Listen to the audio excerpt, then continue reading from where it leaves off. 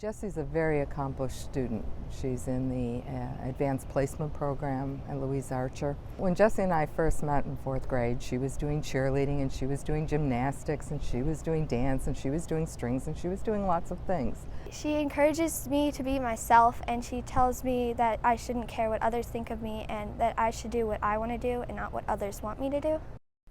Being a mentor is one of the most fulfilling things that I've done in my 24-year career. I get a chance to influence in a positive way outside of my normal role as law enforcement.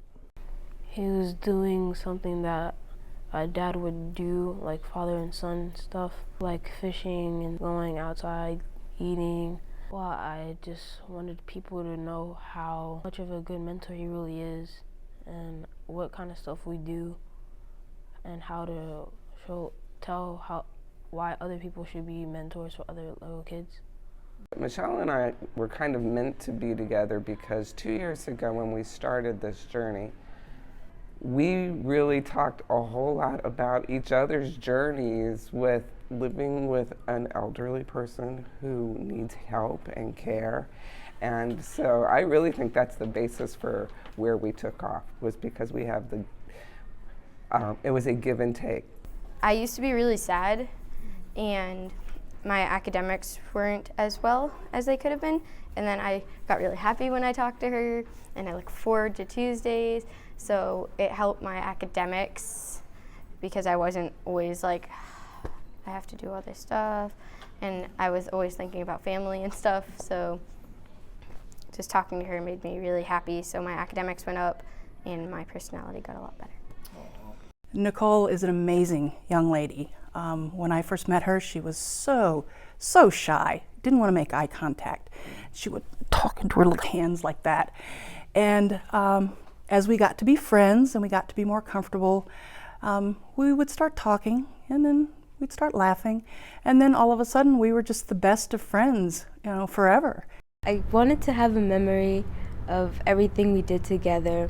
So I would always ask her to come with me to school activities like field trips or picnics, or just come to the playground when we had time.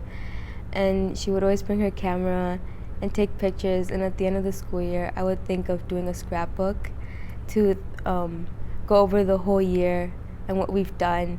And when we finished the scrapbook, it'd be a great book because you could see how we've progressed in every activity we've done.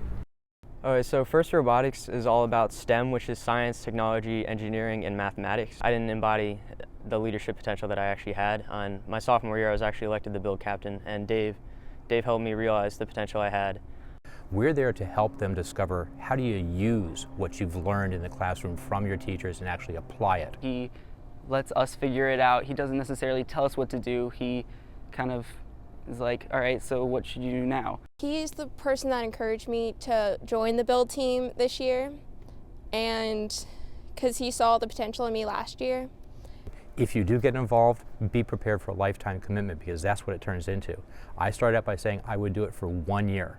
19 years later, I'm still here. Madison has a natural leadership quality. She knows how to lead people. She knows how to give them the best advice she possibly can.